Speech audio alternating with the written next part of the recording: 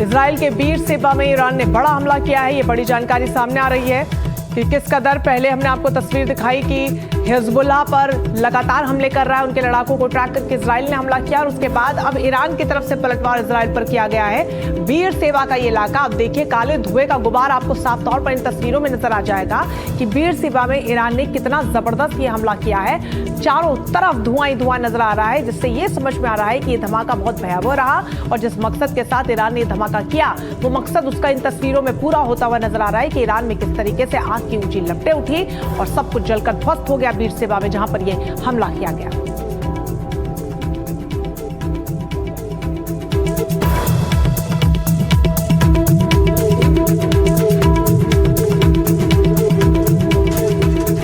और अब बात अमेरिकी राष्ट्रपति डोनाल्ड ट्रंप की, जिन्होंने ईरान पर अब तक का सबसे बड़ा बयान दे डाला है।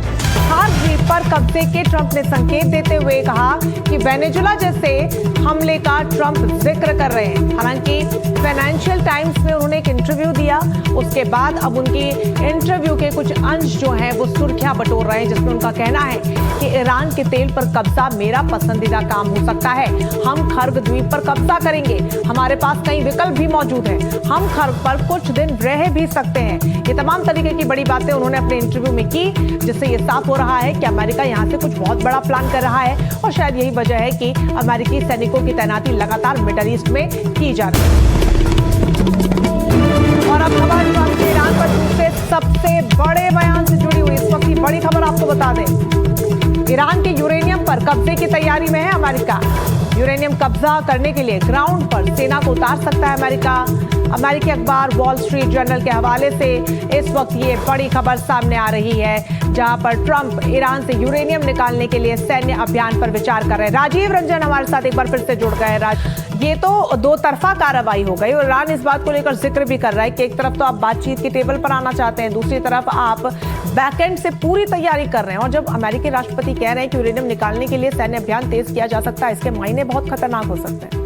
देखिए, ट्रंप की बात पर यकीन करना मुश्किल है और उनकी बातों में कई सारे विरोधाभास नजर आते हैं। एक तरफ कहते हैं कि ईरान से जो यूरेनियम निकाल के वो अपने कब्जे में ले लेंगे, लेकिन क्या समझने वाली बात है, ये इतना आसान है? आप ईरान में अगर जमीनी कार्रवाई करना चाहते हैं तो आपके हेलीकॉप्टर या फिर स्पेशल ट्रांसपोर्ट एयरक्राफ्ट के जरिए आपके जवान को नीचे जमीन पर उतरना पड़ेगा और IRGC के जवान तो तैयार बैठे हुए हैं। और ये ध्यान रखिए कि ये जो यूरेनियम है कोई आपको जमीन पर बिखरा हुआ नजर नहीं आएगा। कई सौ मीटर जो सुरंग के अंदर जो है ईरान ने बना रखे हैं, वहां तकरीबन 450 किलो यूरेनियम है। तो क्या वैसे ही आसानी से आप लेकर आ जाएंगे और देखते रह जाएंगे?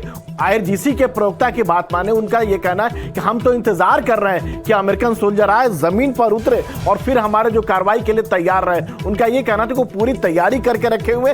कहना बहुत आसान है जमीन पर उतरने के लिए, लेकिन यूरेनियम बिल्कुल राजीव, अब दुनिया ये देख भी रही है कि कितना मुश्किल अमेरिका के लिए हो चला है, कि शायद उम्मीद अमेरिका ने भी नहीं की होगी दुनिया के साथ साथ कि युद्ध इतना लंबा खिंचेगा। ऐसे में एक और बयान वो कह रहे हैं कि मेरा पसंदीदा काम हो सकता है उनके तेल भंडारों पर कब्जा करना। खार द्वीप को लेकर सीधा संकेत वो दे रहे हैं। क्या ये भी आसान होगा अमेरिका के लिए? बहुत ही मुश्किल है, बहुत मुश्किल इस नाते कि अमेरिका की फिलहाल कोशिश है कि वो स्टेट ऑफ हार्मुज को खुलवाने से पहले जो है खार द्वीप पर कब्जा कर ले। क्योंकि स्टेट ऑफ हार्मुज के बारे में खबर है कि यहाँ जो ईरान ने बारूदी सुरंग बिछा लेकर रखे हैं। लेकिन अगर अमेरिका जो खार द्वीप पर आइलैंड पर कब्जा कर लेता है तो समझिए कि ईरान की जो तेल, जिसको जो कह सकते हैं कि वहां पर तकरीबन 80% से ज्यादा जो है जो ईरान का जो कच्चा तेल है वहीं पर है। मतलब पूरा ईरान की जो ताकत, जिसको कह सकते हैं व्यापारिक ताकत, वो वहीं पर है। लेकिन क्या इतना ये आसान है? वहां पर भी IRGC का ये कहना है कि हम तो इंतजार कर रहे हैं, आप आइए। और अमेरिका जैसे जमीनी कार्रवाई करेगा उसको बहुत बड़ा नुकसान होने की उम्मीद है। हालांकि अमेरिका जो है जिससे USS ट्रिपोली को भेजा हुआ है, जो जमीन में इस तरह का ऑपरेशन करने के लिए पूरी तरह सक्षम है, लेकिन ये आसान नहीं है। इसके लिए अमेरिका को नुकसान उठाने के लिए तैयार होना पड़ेगा। अब ट्रंप राजीव, अमेरिकी राष्ट्रपति कहीं वेनेजुला समझने की भूल तो नहीं कर रहे हैं ईरान को? देखिए, वेनेजुला और ईरान में बहुत कुछ अंतर है। जिस तरह से वेनेजुला में गए, वहां के राष्ट्रपति को कब्जे में कर लिया, ईरान में बिल्कुल मुश्किल। अगर आप महीने भर हो गए, लेकिन ईरान जिस तरह से पलटवार कर रहा है, जिस तरह से बैलिस्टिक मिसाइल से हमला कर रहा है, ड्रोन से हमला कर रहा है, तो अमेरिका और इजराइल को यह बता दिया है कि आप दुश्मन को कम आंकने की भूल ना करें। ईरान की ताकत को कम आंका गया और उसका नतीजा यह है कि अमेरिका की बात करें, चाहे इजराइल की बात करें, और खाड़ी देशों में जो उसके सहयोगी देश हैं, जहां सैनिक ठिकाने हैं, उन सबको नुकसान उठाना पड़ रहा है। और ईरान ने दुनिया को जता दिया है कि वो कितना ताकतवर है। पिछले 10-15 सालों में जो अपने बैलिस्टिक मिसाइल की पावर की बात करें, तो ड्रोन की बात करें, इतना बड़ा खेप तैयार कर लिया जिसका तोड़ जिसको कर सकते हैं, जिसका सानी कर सकते हैं, ना तो अमेरिका के पास है ना इजराइल के पास है। बिल्कुल राजीव, ये बहुत ज्यादा मुश्किल होगा यहाँ से। हालांकि जो तमाम बयान वो दे रहे हैं, जैसा कि जिक्र आपने किया, विरोधाभास बड़े स्तर पर देखने को मिलता है कि कभी अमेरिकी राष्ट्रपति कुछ कहते हैं और अगले दिन उनका कोई और बयान सामने आता है। हालांकि इन सब के बीच ईरान बार बार एक ही बयान पर तटस्थ है। ईरान ये कह चुका है कि जो तमाम दावे अमेरिकी राष्ट्रपति द्वारा किए जा रहे हैं बातचीत को लेकर, हमने ऐसे कोई दावे नहीं किए हैं, और साथ ही हम पूरी तरीके से युद्ध में बने रहने के लिए तैयार है। बहुत शुक्रिया आपका राजीव, तमाम जानकारी के लिए। तो ट्रंप के ये बयान सवाल खड़े कर रहा है कि क्या सीजफायर की कोशिशों के बीच ईरान में बड़े हमले की तैयारी कर रहा है अमेरिका? क्या ट्रंप ने जो 6 अप्रैल तक एनर्जी इंफ्रास्ट्रक्चर पर हमले रोके हैं वो सिर्फ एक दिखावा है, बल्कि ट्रंप बड़े जमीनी हमले के लिए समय ले रहा है? अमेरिकी मीडिया में छपी खबरों के मुताबिक पश्चिम एशिया में जिस तरह से अमेरिकी सैनिकों की तैनाती बढ़ रही है, उससे ये साफ लग रहा है कि अमेरिका ईरान के अंदर ग्राउंड ऑपरेशन की तैयारी कर रहा है। तो वहीं ईरान ने भी ये संदेश दे दिया है कि नर्क में आपका स्वागत है।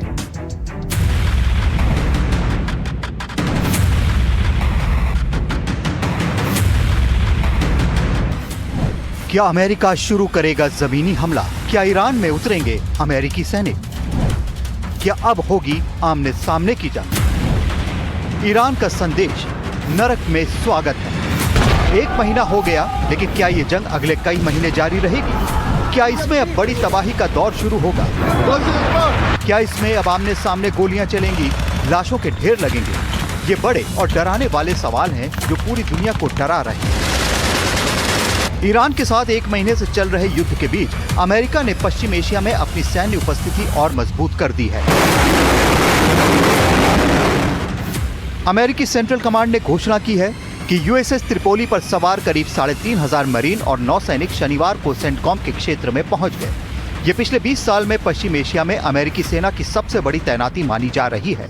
जानकारी के मुताबिक यूएसएस त्रिपोली पर ट्रांसपोर्ट और स्ट्राइकर फाइटर विमानों के साथ साथ एम्फीबियस असॉल्ट और टेक्टिकल साजो सामान भी मौजूद है। इस असॉल्ट शिप पर मौजूद सैनिक जापान में तैनात थे। वो ताइवान के आसपास के इलाके में अभ्यास कर रहे थे। 2 हफ्ते पहले उन्हें पश्चिम एशिया में तैनात होने का आदेश मिला। ये तस्वीरें सेंट्रल कमांड ने अपने एक्स हैंडल पर पोस्ट की हैं। सेंटकॉम की ओर से पोस्ट की गई तस्वीरों में सैनिक कॉम्बैट यूनिफॉर्म पहने हुए, हेलमेट और गॉगल्स लगाए हुए दिख रहे हैं। ये मरीन पश्चिम एशिया में पहले से तैनात 50,000 सैनिकों की टुकड़ी में शामिल हो गए हैं। ये जो 3,500 के करीब जो मरीन कमांडो जो यहाँ पहुंच चुके हैं यूएस त्रिपोली में, ये कोई साधारण युद्धपोत नहीं है और नहीं ये मरीन कमांडो है। ये खास तौर से स्पेशल ऑपरेशन के लिए ट्रेंड है, न केवल मानसिक तौर पर बल्कि इनके पास हथियार भी कुछ उस तरह के होते हैं। चाहे अगर इतिहास में अगर याद करें तो इराक में ऑपरेशन करने की बात हो, अब अफगानिस्तान में हो, तो यही मरीन कमांडो ने किया था। और यूएस त्रिपोली में केवल मरीन कमांडो नहीं तैनात है, इसमें जो आपको फाइटर भी हैं। फाइटर जो अमेरिका का सबसे बेहतरीन फाइटर जो माना जाता है F-35 5th जनरेशन का एयरक्राफ्ट है। इसकी स्पीड जो है 2000 किलोमीटर प्रति घंटा है। इसके वेपन सिस्टम भी इंटीग्रेटेड होते हैं और सबसे बड़ी बात है कि दुश्मन का कोई भी रडार सिस्टम जो होता है इसको ट्रैक नहीं कर सकता। जानकारी के मुताबिक यूएसएस त्रिपोली के अलावा यूएसएस बॉक्सर और 2 अन्य जहाजों को भी एक और मरीन यूनिट के साथ सैन डिएगो से पश्चिम एशिया जाने का आदेश दिया गया है। पश्चिम एशिया में जिस तरह से अमेरिकी सैनिकों की तैनाती बढ़ रही है, उससे लग रहा है कि अमेरिका ईरान के अंदर ग्राउंड ऑपरेशन की तैयारी कर रहा है। सैनिकों की तैनाती ऐसे समय हो रही है जब अमेरिकी राष्ट्रपति डोनाल्ड ट्रंप बार-बार कह रहे हैं कि वो ईरान में शांति वार्ता में लगे हैं, लेकिन अमेरिकी मीडिया में खबरें दूसरी ही हैं। वॉल स्ट्रीट जर्नल के मुताबिक इन अतिरिक्त सैनिकों को भेजने का मकसद ये है कि ट्रंप पश्चिम एशिया में अपने सारे विकल्पों को खुला रखना चाहते हैं। वॉल स्ट्रीट जर्नल की रिपोर्ट के मुताबिक ये सैनिक ऐसी जगह तैनात हो सकते हैं जहां से खार्ग द्वीप पर हमला किया जा सके। वहीं द वॉशिंगटन पोस्ट ने कुछ अमेरिकी अधिकारियों का हवाला देते हुए बताया है कि अमेरिका ईरान में हफ्तों तक चलने वाले ग्राउंड ऑपरेशन की तैयारी कर रहा है। अधिकारियों ने बताया कि यह संभावित ग्राउंड ऑपरेशन पूरी तरह से हमला नहीं होगा, इसमें स्पेशल फोर्स ईरान के भीतर घुस सकती है। वहीं ईरान भी साफ कर चुका है कि अमेरिका इजराइल के सामने वो झुकने वाला नहीं है। जिस तरह उस पर हमला होता है उसी तरह वो जवाब देता है।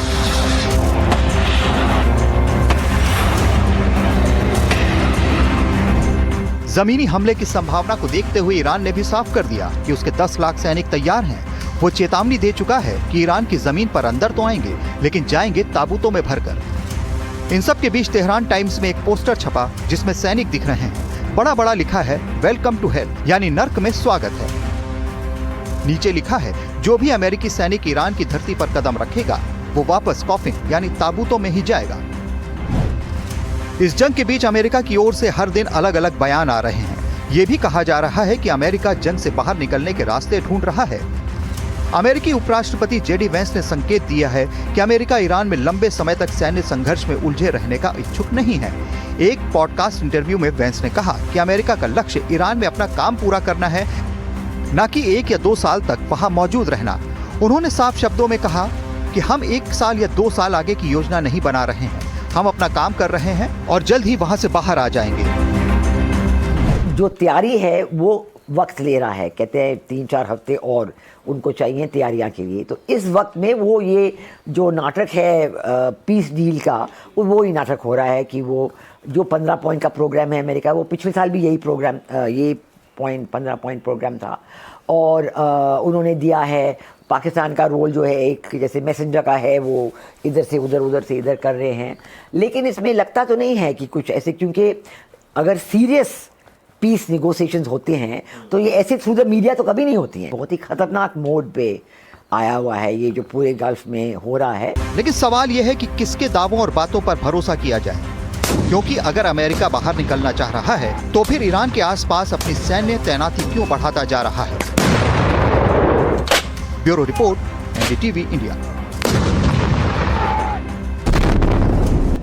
इस बीच बड़ा अपडेट सामने आ रहा है। ईरान नेवी के कमांडर की अमेरिका को खुली चेतावनी। बड़ी खबर आपको बता दें, कहा जैसे ही यूएसएस अब्राहम लिंकन हमारी रेंज में आएगा मिसाइलों से हमला करेंगे, शहीदों का बदला लिया जाएगा। हम बदला लेने के लिए अमेरिकी सेना का इंतजार कर रहे हैं। तो ईरान पूरी तैयारी के साथ बैठा हुआ है और ये बड़ी जानकारी सामने आ रही है, जहां पर बड़ा बयान दिया गया है इस पूरे मामले में।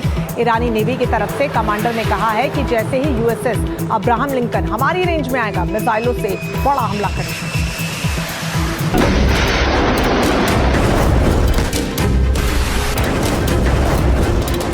मध्य पूर्व में युद्ध की आग अब एक नहीं बल्कि 2 सामरिक चोक पॉइंट को अपनी चपेट में ले रही है। स्ट्रेट ऑफ हॉर्मुज के बाद ईरान ने आंसुओं का द्वार यानी बाब अल मंदेब स्ट्रेट को ब्लॉक करने की खुली धमकी दे दी है। ईरान का कहना है कि अगर अमेरिका और इजराइल ने ईरानी द्वीपों या खर्क आइलैंड पर कोई जमीनी कार्रवाई की तो ईरान दुनिया के इस चौथे सबसे बड़े शिपिंग मार्ग को बंद कर देगा। पिछले 1 महीने से हॉर्मुज स्ट्रेट लगभग बंद पड़ा है, जिसकी वजह से सैकड़ों कार्गो जहाज फंसे हुए हैं और कच्चे तेल की कीमतें उछाल पर हैं। अब अगर बाब अल मंदेब भी प्रभावित हुआ तो वैश्विक तेल सप्लाई का 1/3 हिस्सा सीधे खतरे में पड़ जाएगा। इस्लामिक रेवोल्यूशनरी गार्ड कॉर्प्स के सूत्रों के मुताबिक अमेरिका या इजराइल ने खर्क द्वीप या ईरानी धरती पर जमीनी हमला किया तो ईरान बाब अल मंडेब स्ट्रेट को ब्लॉक कर देगा। ये गेट ऑफ टीयर्स यानी आंसुओं का द्वार लाल सागर को गल्फ ऑफ एडेन और अरब सागर से जोड़ता है। ईरान समर्थित हूती मिलिशिया पहले ही यमन से इजराइल पर बैलिस्टिक मिसाइलें दाग चुके हैं। हूती अब ईरान के साथ मिलकर इस स्ट्रेट पर नियंत्रण पाने की तैयारी में है। 2023 में भी हूतियों ने इसी रूट पर हमले करके शिपिंग को बुरी तरह प्रभावित किया था। यूएस एनर्जी इंफॉर्मेशन एडमिनिस्ट्रेशन के मुताबिक बाब अल मंडेब से वैश्विक तेल सप्लाई का लगभग 9 से 12% गुजरता है। अगर ये बंद हुआ तो फारस की खाड़ी से आने वाले टैंकरों को सुएज नहर या सुमेद पाइपलाइन का रास्ता बंद हो जाएगा।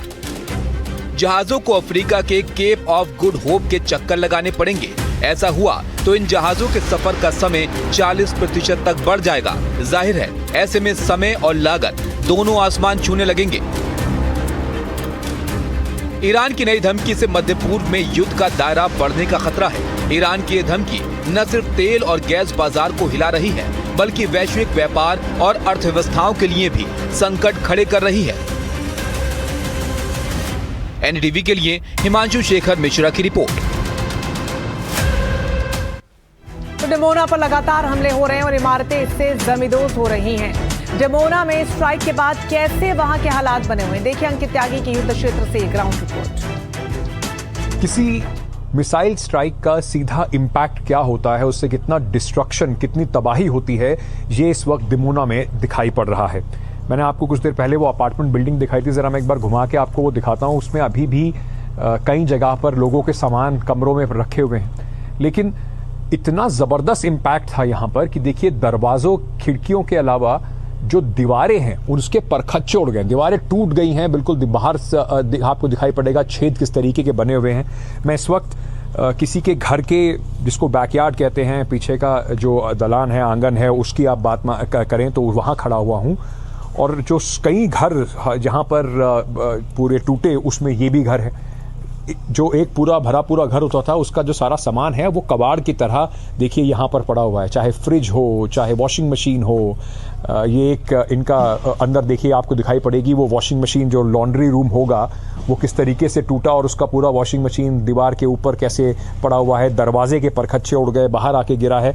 और साथ ही साथ बच्चों की ये साइकिल्स भी हैं जो यहाँ पर पड़ी हुई हैं। ये गवाही देता है कि किस तरीके का भयंकर जो नुकसान लोगों को हुआ। और एक बात मैंने इजराइल में देखी कि जब भी इस तरह का किसी घर पे या कहीं पर इस तरह का हमला होता है, अपने देश का झंडा यहाँ पर वो लोग टांग देते हैं, और इसको इस बात की गवाही देने के लिए कि इजराइल अभी भी खड़ा है, इजराइल अभी भी अपनी जंग को है वो जारी रख रहा है। मैं कोशिश करूँगा आपको घर के अंदर ले जाऊँ और थोड़ा सा और दिखा सकूँ कि किस तरीके की तबाही का मंजर है, क्योंकि बहुत दूर स्टूडियो में बैठकर ये समझना थोड़ा मुश्किल हो जाता है कि कितना नुकसान एक मिसाइल स्ट्राइक करती होगी। ये इस घर जो है ये उसकी आपको गवाही देगा कि कितना तगड़ा नुकसान। इलेक्ट्रिकल वायर जो हैं अभी भी टंगे हुए हैं यहाँ पर, और ये बीम्स लगा दी गई हैं जिससे कि जो छत है वो नीचे ना गिरे। हर बार ये बात कही जाती है, और भारत में वो मशहूर भी है कि पूरी ज़िंदगी लग जाती है घर बनाने में और एक पल में इस तरह से उजड़ जाता है। ये कपड़े यहाँ पर लोगों के पड़े हुए हैं, और किताबें, बच्चों की किताबें आपको यहाँ दिखाई पड़ रही होंगी। ये देखिए, ये कुछ किताबें यहाँ पर हैं, उधर भी कुछ किताबें इस तरीके से पड़ी हुई हैं। स्केटिंग का जो इक्विपमेंट है वो यहाँ पर है, योगा मैट है किसी का, और साथ ही साथ ये म्यूज़िकल इंस्ट्रूमेंट है, सिंथेसाइज़र है जो भी यहाँ पर रखा हुआ है। एक कुछ सूट केसेस हैं। ये पूरा परिवार, पूरा घर था यहाँ पर। जिस तरीके से यहाँ पर हमला हुआ उसके बाद से जो तबाही का मंजर है वो अब यहाँ दिखाई पड़ रहा है। कई घर ऐसे हैं जो बिल्कुल तबाह हो गए, उन्हें तोड़कर पूरी तरीके से ज़मींदोज़ करके नया बनाया जाएगा, और जो लोग यहाँ पर जो भी कुछ बचना सामान उठा के ले जा सकते हैं, बचा हुआ है, उसको लेकर जा रहे हैं। लेकिन ये जो 30 दिन की अब जंग हो चुकी है, उसमें जो एक भारी तबाही होती है, एक ह्यूमन कॉस्ट होती है, लोगों के ऊपर क्या बीतती है, उसका ये एक जीता जागता उदाहरण बन के अब यहाँ खड़ा हुआ है।